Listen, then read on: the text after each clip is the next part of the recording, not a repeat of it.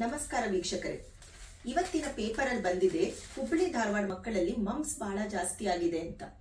Mumps ಅಂದ್ರೆ ಈ ಲಾಲಾ ಗ್ರಂಥ ಏನಿರ್ತವೆ, ಸಲೈವರಿ ಗ್ಲ್ಯಾಂಡ್ಸ್, ಅದರದ್ದು ಇನ್ಫೆಕ್ಷನ್, ಮಂಗನ್ ಬಾವ್ ಅಂತ ಕೂಡ ಹೇಳ್ತೀವಿ ನಾವು. ನಾನು ನೇತ್ರ ತಜ್ಞಳಾಗಿ ಮಮ್ಸ್ ಬಗ್ಗೆ ಯಾಕೆ ಮಾತಾಡ್ತಿದ್ದೀನಿ?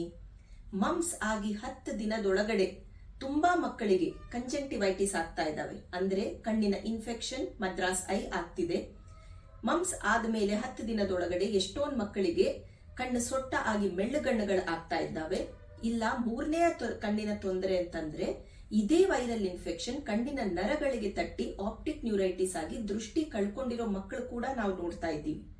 ಹಾಗಾಗಿ ನಿಮ್ಮ ಮಕ್ಕಳಿಗೆ ಏನಾದ್ರೂ ಮಂಗನ ಬಾವು ಅಥವಾ ಮಮ್ಸ್ ಬಂದ್ರೆ ಆದಷ್ಟು ಬೇಗ ಪೀಡಿಯಾಟ್ರಿಷಿಯನ್ ಹತ್ರ ಹೋಗ್ರಿ.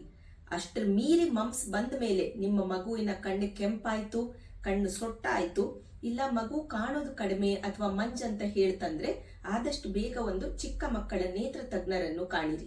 ನಿಮ್ಮ ಮಕ್ಕಳನ್ನು ಸುರಕ್ಷಿತವಾಗಿ ಇಡಿ. ಧನ್ಯವಾದಗಳು.